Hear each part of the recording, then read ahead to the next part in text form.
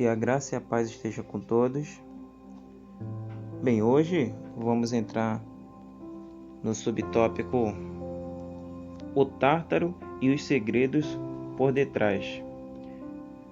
É mais uma das sessões de estudos bíblicos e vamos entender a duas perguntas importantes. Primeiro, o que é o Tártaro? E segunda, se existe e é um local, onde está situado? Bem, para entendermos então, vamos primeiro identificar a origem deste local, o Tártaro. Bem, para isso, vamos um pouco no passado, para entendermos melhor sobre esse Tártaro. O primeiro slide diz assim: o Tártaro é um local. Na história vemos que o Tártaro é apresentado como um local mais profundo do que o próprio Hades da mitologia grega. Os primeiros cristãos sabiam sobre a mitologia, mas não escreveram influenciados por isso. E sim no entendimento que tinham pelo nosso Senhor. Bem, para a gente entender, naquela época havia um entendimento com relação a esse Tártaro, ou a esse local. Sim, as pessoas entendiam o Tártaro como um local literal. Isso pode ser visto na história quando se é pesquisado com relação ao Hades. O Hades era entendido como um local literal.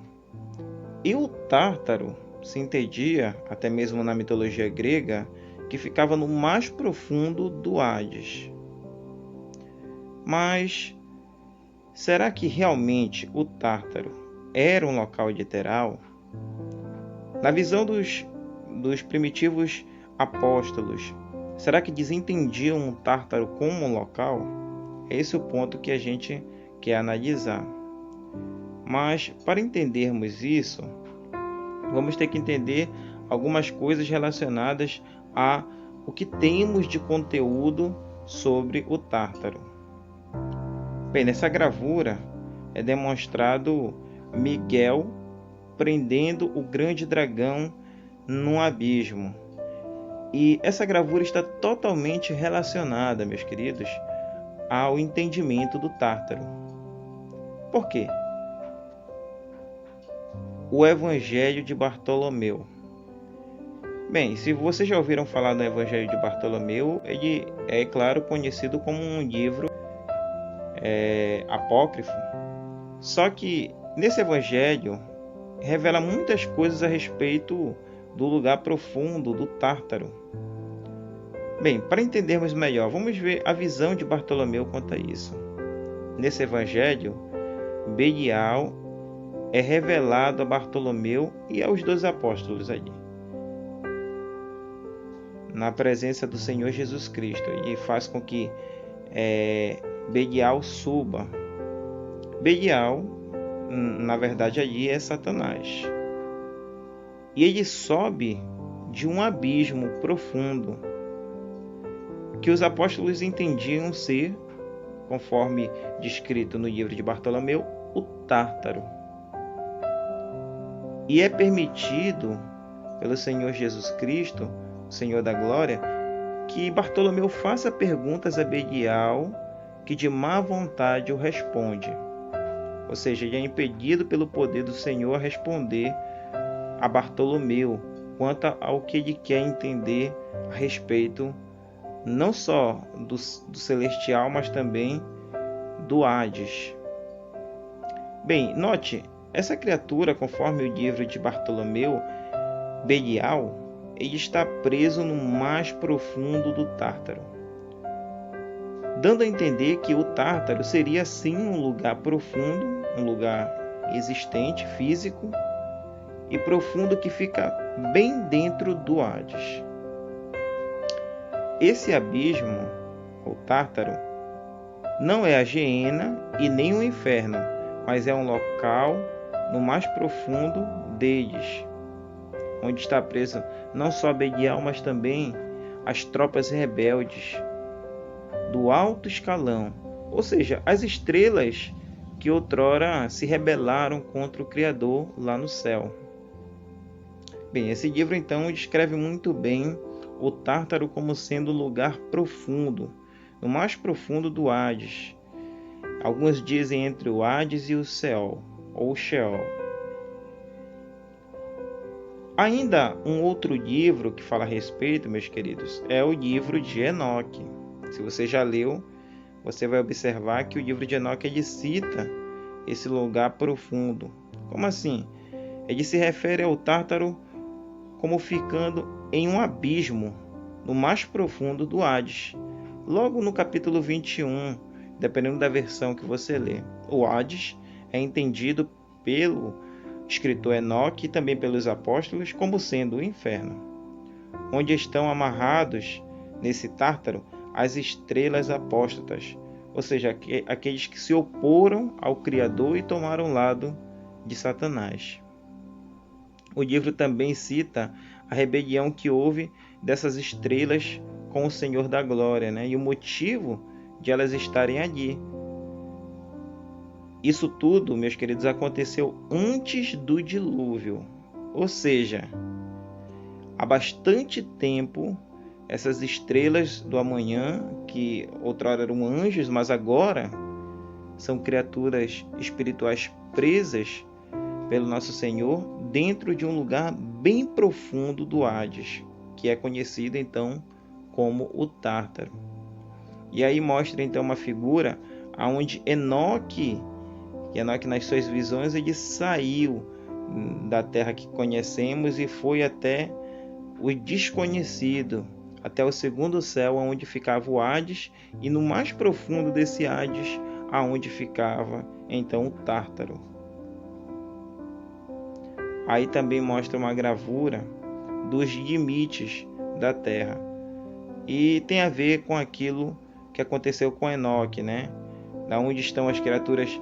Aí mostra bem embaixo da terra, mas seria mais ou menos assim. Como Enoque localiza isso no segundo céu, seria fora do firmamento da terra, abaixo. E do que fica acima, fica um pouco mais acima no segundo céu. Bem, e a Bíblia?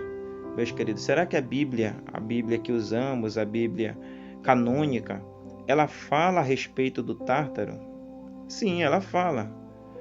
Tanto é que o apóstolo Pedro ele fala sobre esse abismo como sendo local para uma sentença daqueles que no tempo antes do dilúvio se rebelaram contra o Senhor da Glória e por isso foram presos. Para o quê? Para aguardar o juízo final, que será para eles o lago de fogo e enxofre, que representa ali a segunda morte, ou destruição eterna.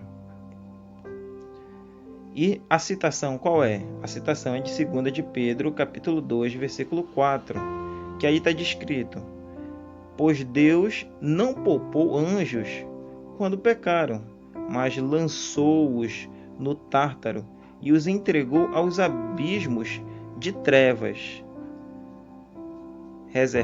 reservando-os para o juízo, ou seja, o julgamento final. Você pode observar que no versículo ele fala que esse Tártaro então é o abismo de trevas, aonde fica no mais profundo do Hades, e lá ficam aprisionadas essas criaturas que não são seres humanos como nós, são criaturas poderosas. Por isso exigia-se um lugar específico para elas, não só para Belial, Satanás, mas também para os rebeldes que junto com ele fizeram um motim contra o nosso Criador. Judas, capítulo 1, versículo 9, só tem o capítulo 1 lá. Diz assim: os anjos que não mantiveram seus domínios, mas deixaram sua própria habitação, ele os tem confinado nas trevas, em algemas eternas, para o juízo do grande dia. Só confirmando a ideia. Eles estão lá confinados, presos nesse lugar profundo, mas tem um período. Diz aí que até o juízo do grande dia de Deus. e realmente para eles é como um lugar de tormento e tortura. Sim, eles não estão simplesmente amarrados em um abismo. Esse abismo, sim, retrata um local de tortura, de tormento para eles. E a citação seria 1 de Pedro 3, 18 a 22. Vamos ler para entendermos essa parte e concluindo assim a ideia com relação ao Tártaro. Porque também Cristo morreu uma única vez pelos pecados, o justo pelos injustos, para levar-nos a Deus, morto na carne, mas vivificado pelo Espírito, no qual também foi e pregou aos espíritos em prisão, note, os quais, noutro tempo, foram rebeldes, quando a paciência de Deus esperava, enquanto a arca era construída nos dias de Noé. Poucas pessoas, isto é, 8, salvaram-se nela por meio da água, que, prefigurando o abismo, agora também nos salva, o qual não é a remoção da impureza da carne, mas a promessa de uma boa consciência para com Deus, pela ressurreição de Jesus Cristo, o qual, tendo subido ao céu, está à direita de Deus, e a ele sujeitaram-se os anjos, as autoridades e os poderes. Note só algumas coisas que o apóstolo Pedro falou. Bem, ele disse que depois da sua morte, Jesus ele foi até o mais profundo do Hades. Ele teria ido então até lá no Tártaro. A Bíblia ela descreve que ele vai ao Hades, mas não especificou tanto quanto o apóstolo Pedro, que disse que ele foi no mais profundo. Por quê? Porque ele diz que ele foi pregar aos espíritos em prisão, os quais no outro tempo se rebelaram. Esses seriam então aqueles rebeldes, aquelas criaturas espirituais que estão presas dentro do Tártaro. Ele faz até uma comparação do dilúvio a esse abismo profundo, a esse Tártaro. É como se fosse realmente uma tortura, um dilúvio. Você não tem como escapar. E imagine só a tortura, você fica agoniado, não tem para onde fugir, é águas e águas. E é assim que essas criaturas espirituais se sentem lá, presas, aprisionadas por correntes, não tem para onde fugir, é um abismo profundo, e o poder de Deus as prende naquele local. Será que foi só o apóstolo Pedro que falou a respeito? Será que só se encontra isso no livro de Judas? Não. Em outras partes da Bíblia também vemos isso, e ainda mais. Vemos uma história um pouco bem detalhada com relação a esse Tártaro. Porque, por exemplo, João falou a respeito. O apóstolo João, na sua revelação do Apocalipse, fala sobre esse abismo, o Tártaro, o qual Satanás, Belial, ele diz, é lançado, e aí depois é lançado mais uma vez. Como assim? Bem, ele já está lá, então ele já foi lançado lá, ele está aprisionado, agindo de várias formas aqui na Terra. Por exemplo, ele tem seus ministros aqui na Terra, então ele está a par de todos os acontecimentos aqui na Terra. E ele tem atuado, mesmo preso, com grande poder e ira contra os servos do Senhor. E aí no capítulo 12, depois que acontece a batalha, isso de Apocalipse, depois que acontece a batalha de Miguel, que agora está empoderado com a espada de fogo flamejante, ele lança Satanás para a terra. Então ele tira Satanás do Tártaro, o lançando para a terra. Esse Tártaro, como eu disse, ele fica no mais profundo do Hades. E o Hades, na ideia de Enoque, fica no segundo céu. Então, quando ele vem romper a batalha contra Belial, ele o lança, ele o tira do Tártaro. E Belial, então, cai na terra. Bem, sua atuação preso é muito grande, imagine solto aqui na terra. então ele é lançado na terra. Porém, no capítulo 20 do livro de Apocalipse, mostra que Miguel está agora com a chave do Tártaro, do abismo. E ele prende Belial mais uma vez lá, com correntes, com agrilhões. Então, ele coloca um selo sobre eles. Por que foi necessário dessa vez ele colocar um selo sobre ele no Tártaro? Meus queridos, isso foi necessário porque dessa vez o Tártaro não é mais a mesma coisa. Lembre-se, já foi feita uma grande mudança dentro do Hades. E o Tártaro já é agora diferente. Ele não é mais a mesma coisa. O cenário do Tártaro já mudou.